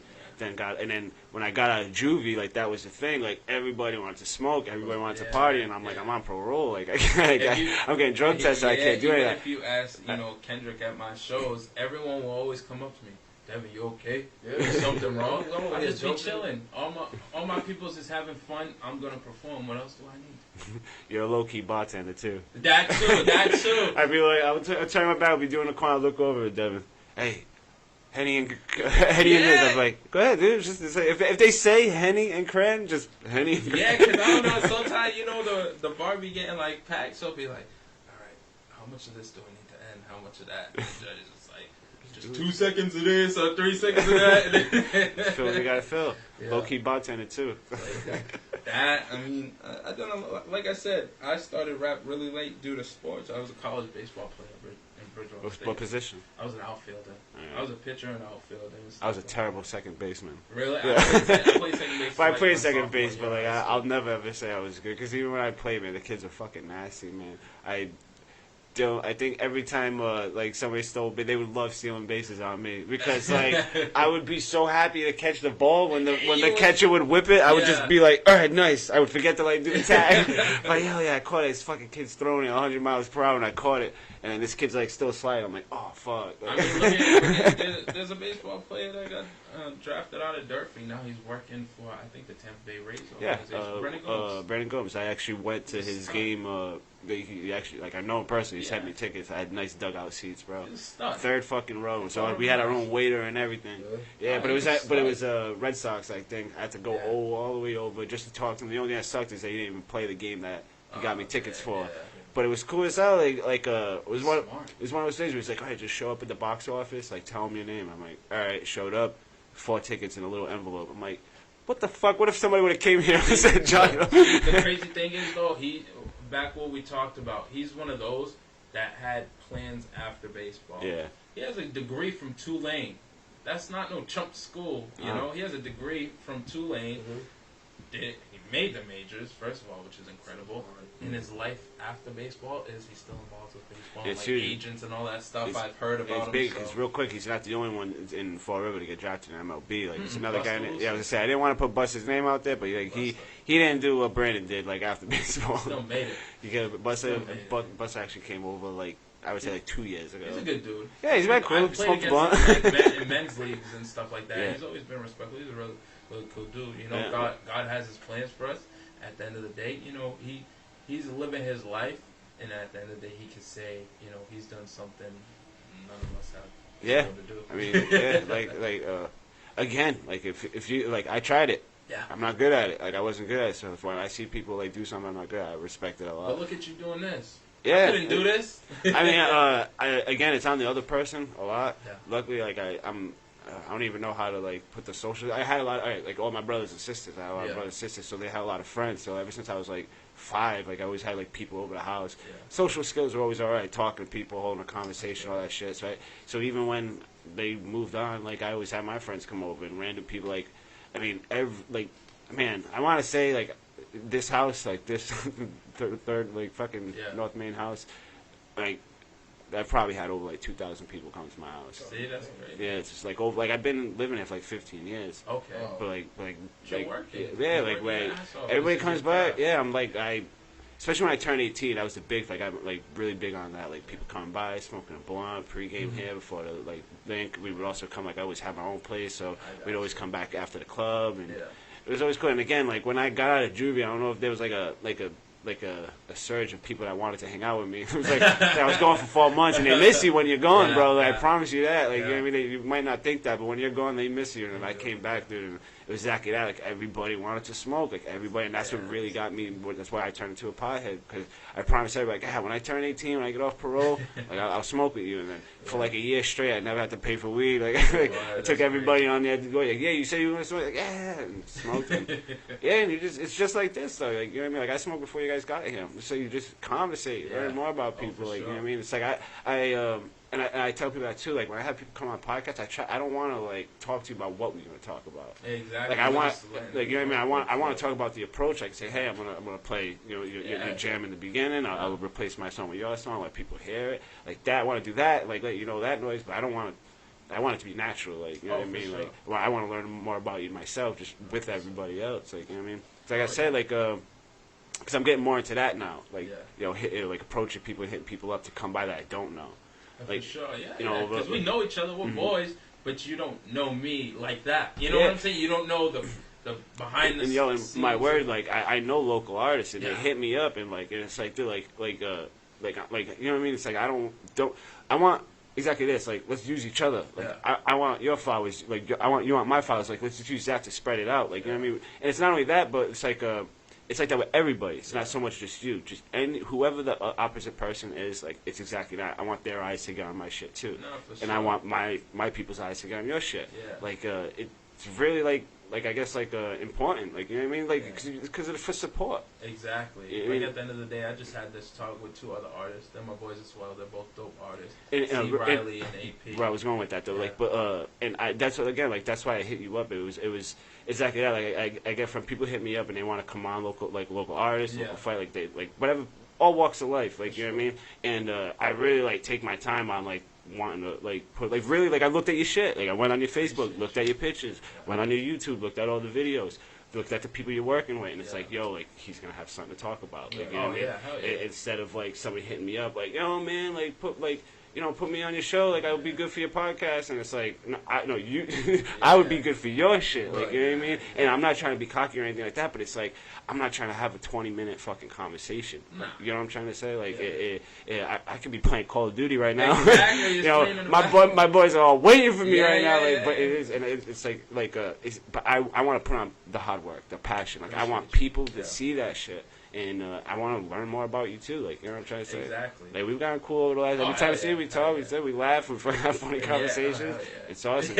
And you support me too. You come by town, you know, you do the whole fucking bar thing, and it's awesome, man. I like seeing you there. I like seeing, like, Maddie likes seeing you there. It's mad fun. Big on that. Nah, I appreciate you. Met Kendrick Dixon. Yeah. It's cool. Like, that's the biggest thing. Like, meeting people. Like, again, that's the biggest thing. It's like, I hope people see this, acknowledge it, hit your fucking name, go look you up on YouTube, look like shit, and they see the same shit that I'm saying. Yeah. Like, you know what I mean? Like, it's like, all right, yo, Johnny was right. Like, he, like, and he's not always right, but this is what he tries to do. Like, put on the passion, put on the people that I want to do something. It's like, and like, I'm not like pleading with anybody, but it's like, hey, people, like show them some love. Like, you show me love. Exactly. Like, I mean, you share my podcast shit, and I'm like, I'm not trying to get paid. Exactly. I'm not trying to blow up. Like, you know what I mean, I'm trying to do this for Fall River. Exactly. So it's like, hey, everybody follow this. And if you're gonna share me, like, you know what I mean, share this kid, like, go, like friend request him, share shit, like, you know what I mean. If you can't make it to a show, at least you can do is show some love. Exactly. Like, you know what I mean? It's all about, at the end of the day, you show me love, I show you love right back. You know what I'm saying? That's a big thing with artists like T. Riley and AP. You know, I'm big on that. Like, I'm big on these like why the fuck this girl that's half naked on her Instagram, bro, get 1,000 likes. Like, it's like, what the hell are you doing? Like, you know what I mean? To get that, it's like, like, and anybody liking that shit, like, what the hell are you doing? Like, and it's not like there's anything wrong with liking it, like, but it's like that, like, if you're gonna show support to her, like, show support to this guy that's really grinding. Like, if you like that picture, that's cool, like it, but like, I got something else for you to like. Unfortunately, how some things work. My engineer Monty told me this. People only want you when you're not as easily accessible. Yeah. In the sense of, I started doing music over in California. You know how many people are probably going to hit me up for a feature over here just because they see they can't just reach out to me like that or go down the street. You know what I'm saying? How does that work? Like, if somebody like out in Cali wanted to like, do you like is it like a sending like music or something? Yeah. So my first feature ever, my first paid feature was a dude from Texas, Chris Davis. He's a really good artist. I had put up a video of me rapping. You know, I was like doing, you know, deals for features, and he hit me up all the way from Texas. And, you know, so I did my first feature for him. What it was, how I like to work is, you know, send me the beat, your verse, whatever. Let me know if there's a topic. I write it, I record it, I send him a video of the recording, then you send me my money, I send you the verse. Yo, my kickboxing buddy, the one I was on here, he was on the American kickboxing team, Ben Pitsley. I forget what episode he was. Yeah. But, like, his statistics, like, because of him, my shit reached Thailand. Like, you know what I mean? Like, it was nuts. And now, like, you know, every time I put out a clip, like, you know, there's a handful of people from Thailand that see it. Like, you know what I mean? It's insane. Oh, yeah. I mean, I feel, you know, another big artist I work with, Giacana, he's out of New York. Real quick, if you could be signed by a label, like if you like, obviously you got you like the ASAP Crew and Kendrick. You know what I mean, if you could really be signed by a label, what label you think would be best for you? From what I hear, Young Thug's label, he's very, he's not very trying to be all up in your business. He wants to help you grow and let you eat on your own versus taking your money from you. I feel like Maybach Music is like a nice crew. Dream Chasers. Yeah, is that what it is? Dream Chasers? Dream Chasers is Meek Mill. Maybach is Ross. But I would say it'd be like pretty much what Shady is to Aftermath, right? Yeah, basically. So there's a handful. You got like Dream Chasers, Maybach Music, Young Thug's label, and I think like Top Dog Entertainment, Kendrick's label. All right. So, is there any labels out like Boston that are like big like that? So there. Besides like obviously it's Bad Boy and. So I was approached by this Def Jam, like Yeah, so I was approached by this label, say like a month and a half ago, Supreme Entertainment out of Boston. So we talked with them. I mean, how does that work? They sign you for like an album, like is it a yearly thing? Like, so they see me do like a showcase, and then he approached me after, and then he said he had me send him like a profile of myself, like my best songs, some photos that I've taken, and then along with a bio of any credits I have. But that's usually how it works. When they see you, they want to know, because at this point, it's not always about talent like it was in like the 90s, early 2000s. Sometimes it's about how promotable you are. It's about what have you done. I mean, I'm definitely have to agree with that. Like sometimes you can have the trifecta, like Cardi, like you're promotable. Yep. Somebody else like you got great bars and stuff like that. Because sometimes I look at it that too, like. Cardi's talented, like she's Cardi, she's good looking and stuff like that, but like can't deny her shit, like her shit slaps, bro. Definitely. My boy Giacomo out in New York, he's close with Cardi, he's cool with her out there, he's grinding too, all the way in New York. So what's the goal now? Like, again, I know we got on 2020 a little bit. What's the very next step? Mainstream radio, like around here, like 945 or 6.3. Yeah, I would imagine that would be like pretty like a huge set. I was hanging out with Money Mav at a showcase I did 2 weekends ago. He was really nice. Now, how do they put like songs on though? Like, doesn't somebody contact them or like obviously it's different when they're big.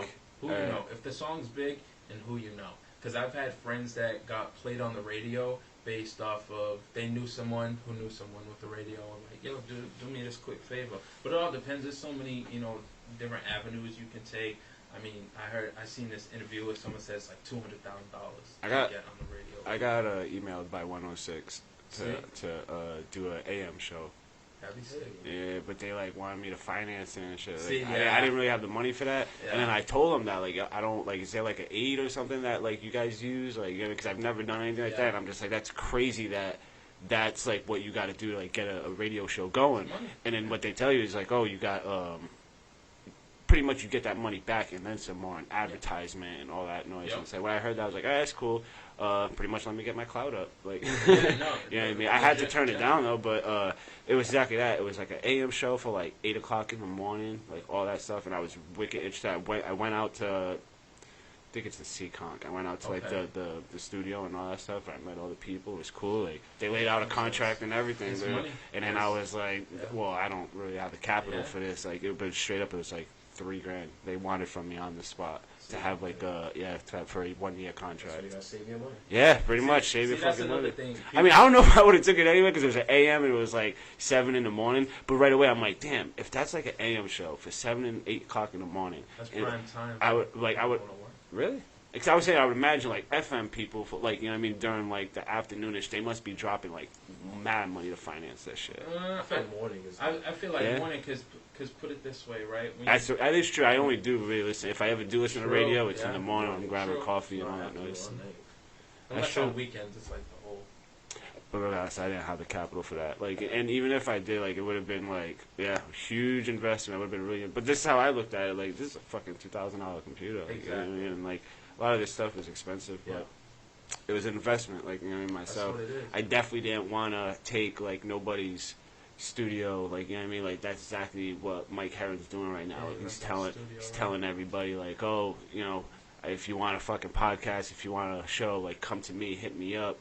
but like it's on his time, like fucking his equipment, all that fucking noise. And then I was actually gonna like me, and I don't want to put the other team out there because I'm pretty mad at them right now. Me, another guy, and then the Smack Talk guys. I don't know if you know Danny Patello and them guys, but they do like a wrestling thing.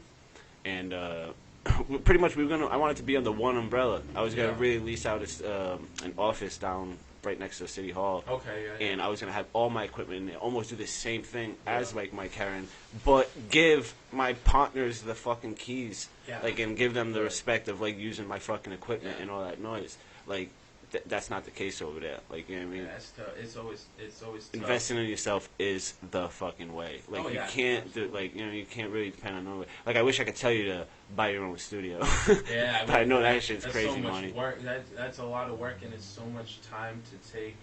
You know, to take the time to learn how to master the tools. Right. See, I see like clips of like studios, like when they show the board. Like as soon as they show like first 5 buttons, I'm like, fuck that. Like, that's crazy. Like, and even when they move up and down, like, yeah, that's cool. But like, I feel bad for engineers. Like, I was watching, what was it? The Death Row like documentaries, and they were talking about like the engineers just get scared and get their ass beat. They be messing like, dude, imagine like Tupac's like, yo, get that shit right. And I'm like, oh no. I mean, there's always Suge Knight Death Row stories coming up all the time, man, about him shaking people down, man. Look where he is now, though. Yeah.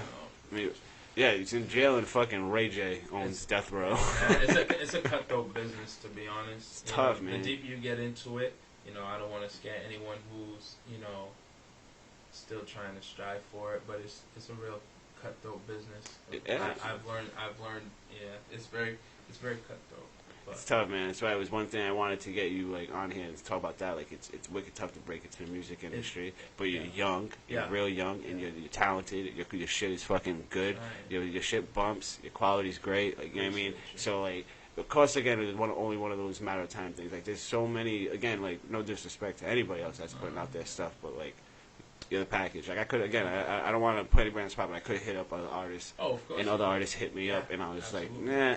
Not like, you know what I mean, I'll let you know, you know what I mean, one of those things, because like, like, not that I have anything against the industry, but it's one of those things where it's like I look at it exactly that, like a negative way, like it's cutthroat, it's hard to break through. Yeah, it's one of those things. It's like, so it's like it's almost tough to like talk to an artist, like. You know, if I could have like a guy that like doesn't like puts in half the work that you put in, and like this shit would have been done like probably a half hour ago. Oh, exactly. Like, you know what I mean? Like we're sitting here like exactly that. Like, he's gonna sit there and be like, all right, well, what I'm going to do is I'm going to put out this shit and put it on YouTube, and hopefully Jay-Z sees it. Like, it doesn't, conversation over. A lot of people think that's... They do. I'm going to put this on Spotify or SoundCloud, whatever the case is. Like, you know what I mean? And they think, like... And it's one of those things, like... You got to get it out to the DJs. You got to, you know, be prepared to get laughed at and say no. I put out a song that got so much love over here, and I put it on this, like... you know, podcast type thing where they rate music and stuff. They heard the first 15 seconds of it and started laughing and shut it off. Damn. You got to be prepared for that stuff. Yeah, but then the next week, I send a different song and I won the prize of them like putting it up. You know what I'm saying? Yeah. So you got to be prepared and grind harder for that next thing. Cause even the biggest artists right now, even like Jay-Z and Cardi, like people just hate on them still to this day. Like, you know, there's people always gonna try to put them down and make it seem like they're not what they are. You know? Absolutely. But again, man. I can't wait to see like everything pull off for you, man. Because I know it's gonna, like, you know what I mean. As long as you keep trying, you keep grinding. The second you don't try, you're not grinding. It's not gonna happen. I'm gonna be like, damn. That's what it is. Because I will say, I don't care how good your music is, you're not working as hard as me. Listen, that's gonna be the difference. It's the same. Listen, there's a better basketball player than Michael Jordan out there. Never got a shot. Like, you know what I mean? Because he didn't like take the opportunities that he had, and he didn't get out there and make opportunity. Exactly. Like, you know what I mean? That's the biggest thing, taking it and making it. Opportunity. Like, you know, you can't pray to God for victory, but you can pray to God that you perform to your fullest potential. Exactly. Like, you know what I mean? And you pray, like, God's not going to hand you a victory, but he'll hand you that opportunity. Like, you know what I mean? Like, you can't pray for $1 million. You got 2 feet, you got, you know what I mean? You got 2 legs, you got 2 hands. Like, he gave us that opportunity the second we were born to make $1 million. Like, you know what I mean? You can't just pray and think it's going to fall in your lap. But if I'll tell you now, if you grind, you work, whatever, I don't give a fuck if you're a landscaper or a rapper. If you work hard at whatever the fuck the case is, and you try to be the best at that, and even if you're not the best at that, you're gonna get that $1 million. Yeah, most of the shows gotten, besides the one, I was the host at Tonic, most of the shows I've gotten is through people really liking my hustle and my music.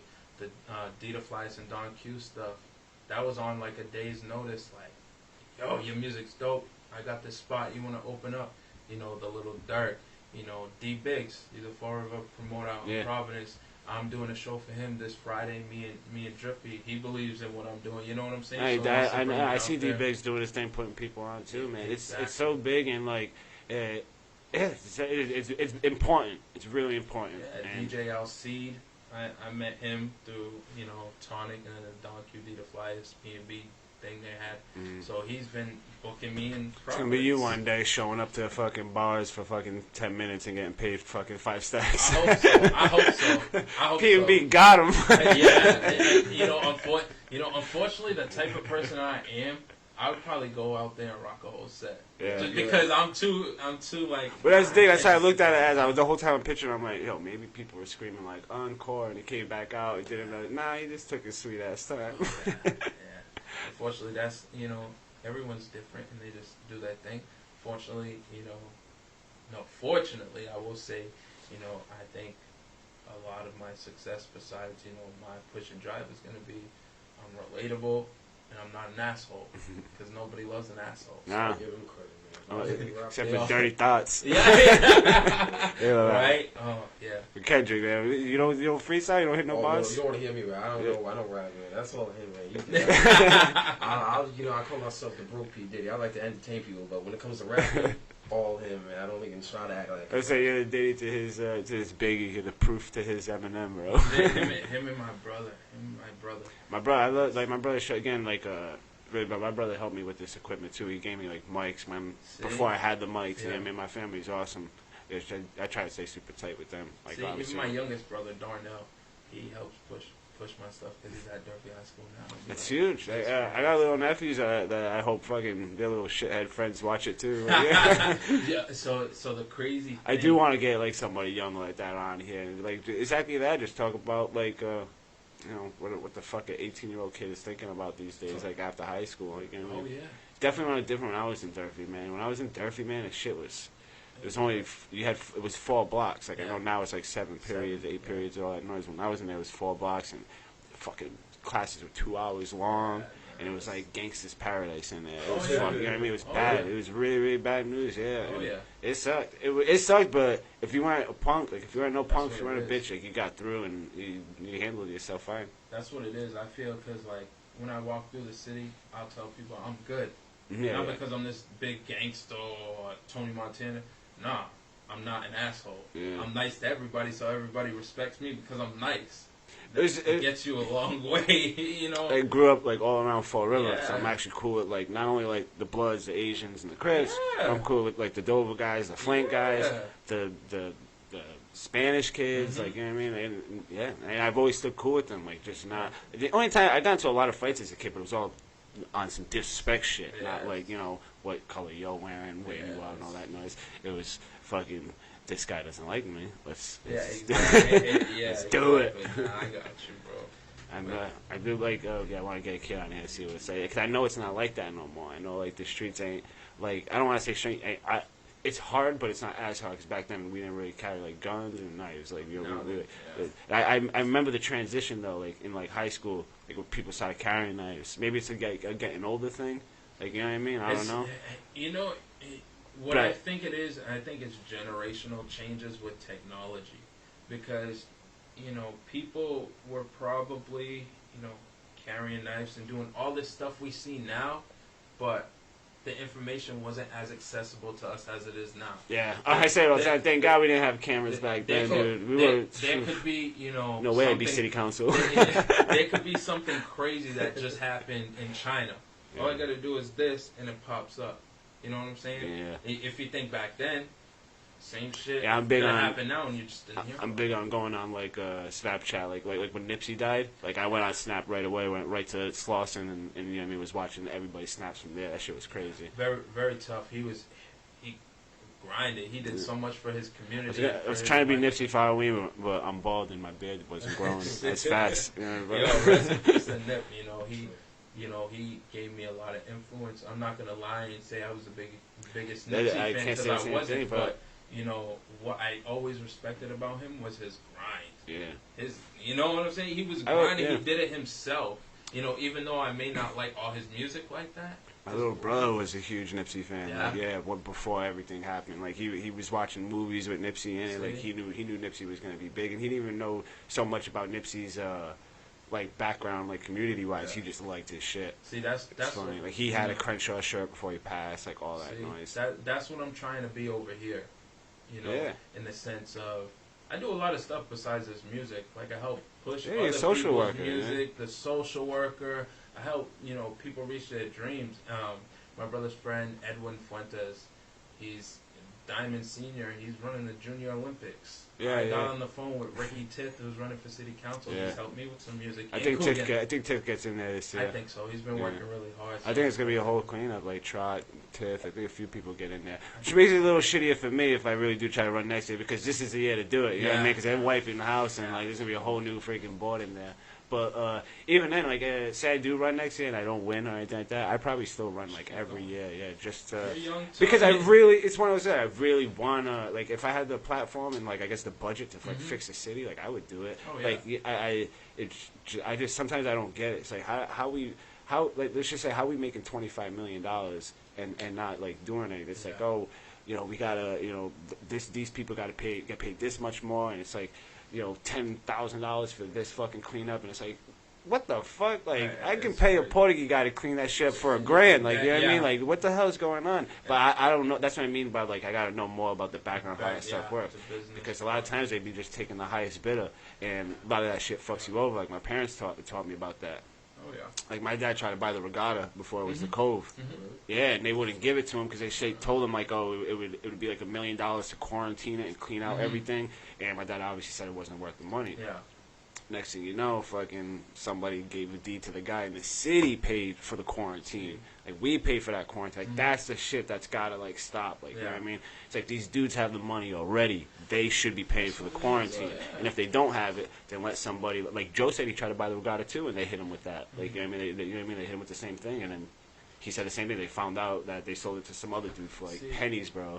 They gave him the deed for like $10,000. The same thing with the mill. I love kind of talking shit about that story now that, like, after I heard it. Yeah. Like before Jerry Remy's was there. Yeah. A lot of like, you know, local people were trying to buy that property, but they wouldn't sell it to him. Yeah. And the next thing you know, dirty politics come into play. Some dude gets the fucking deed to the building for $10,000 when like people like my dad trying to buy that shit for like $100,000. Like, and then next thing you know, they're like, oh, we can't take your $100,000 because you're gonna have to put another $1 million. And it's like, that's not worth it. Next thing you know, they take $10,000 and then the city pays for a whole quarantine, a whole fucking gut out. Like, we paid for that shit. Like, and I know, like, it sounds weird, like, we pay taxes and all that noise. Like, when we get older, we learn about it more. But it's not so much like when we pay it with our taxes. Like, it's not so much coming out of our pocket, but more like we could be using that money for something else. Definitely, I wish they would put more money into, you know, the youth. To be honest, if I had to say something, I said it right away. The first thing I would do if I became city council was like buy probably like a old one of those big yellow school buses, probably a couple of those.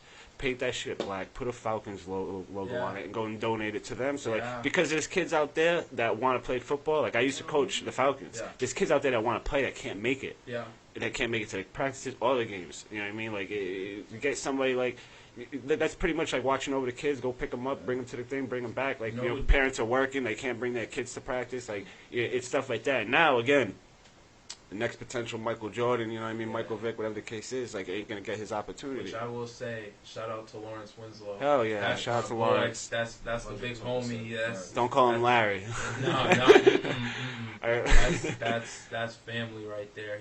Shout out to does Lawrence, a lot. man. Yeah. Lawrence is he's actually gonna come on here with AC. Okay. But I ended up getting Justin on because he's my closer boy. I actually know him personally. I went to high school. We've been boys for a while. I mean, but that's the thing with AC, like, I have so much more to talk to him about than just the Forever Titans. Exactly. I used to train at Pro Fitness, too. I call him Chalk Lesnar. It's like the greatest nickname for AC, Chalk Lesnar. Oh, man. Did he play quarterback? He plays, like, everything, dude. Like, I used to play on his flag team. He would throw it behind his back. This fucking guy was funny. Yeah, it's gonna wrap this up because we've been over an hour now. Oh damn, it's been Doesn't how feel like long? Yeah, pretty sure. What time is it? 2:36. Oh, yeah, we started at Like one. one. Damn. That's the thing. Like I am gonna go. Every reference you named, like, you know what I mean, everybody probably gonna hear this at the end of this too. It's all good. But everybody name, I'm gonna put their pictures up there. All the information, all the videos, all that stuff. Like, you know what I mean, get it on. Like, so it's good. The more to talk about, the more I get to like download, and the more it gets out there, dude. Oh, like, definitely. shit's getting better and better. Like, you know what I mean. So it's exactly that. Like the longer this is, if we have like one of them like what I'm doing now, these conversations right now, it's not even gonna be. They're not even gonna be watching me and you talk. Right now, as we speak, they're gonna be watching like your video, like just more and more clips. Pictures are gonna come up. No, and all definitely that appreciate you. I just want to say, for those who haven't heard of D Griffey, I'm on all streaming platforms: Spotify, Apple Music, YouTube, iTunes. D, space GRIFFEY. My Instagram is D_Griffey, and then my Twitter is @DSands2XE. Show him some love, guys. Like, for real, man. He really grinds hard, man. And that's the main reason I got him on here, to show you guys his grind, his work ethic. Hold on, can I do something for Go ahead. Yo, I'm so articulate. Light-skinned brother ripping this. Player that will take your chick just for the hell of it. Never gave up. That don't mean I'm celibate. I'm the type of rapper make your top 5 irrelevant. I reminisce the elements of rap before the end of it. Adrenaline been going through the roof since we entered the evidence. I murder any beat and make it evident. FOB, I'll bag it up. Girl, then give it back. Rent the chick. Body bags, toe tags, white flag, surrendering. Don't brag, you niggas know that. When Griffey coming in, your new chick, that's my throwback. I ain't give a shit. I spit bars. I love headshots with extended clips. Fuck with me. You just been hitting the head. So I just had to kick a little something, All right, thanks for that, man. Congratulations on your success, because there is success so far of what you've done. So congratulations on that, and Godspeed for everything that's coming up in the future. Kendrick, my brother, thanks for coming by, putting on the shook look. Make sure you body anybody trying to come walk through there. I know we come in. I know it takes equipment. That of course, man. Thank you, everybody, for watching. She work it. Put a little dip in and let it work quick. Griffey season, seen it all summer. Going fast on the kid like a road runner. All the pressure you apply, never folding under. See him smooth as it gets, say I talk butter. Shawty curving, I swerving, she smirking. I pull up, say, Shawty, you moving. She say, Griffey, you say you get busy, so come over, show how you do it. You know I want it, baby girl, been on it. I see you. Shake it, twist the dip, and baby girl, I got it. You know I want it, baby girl, been on it. I see you.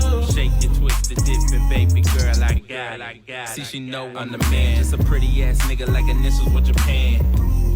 Too much booty for the pants, getting hot up in this bitch, so she moving like a fan. She working, she moving, she like me, I knew this.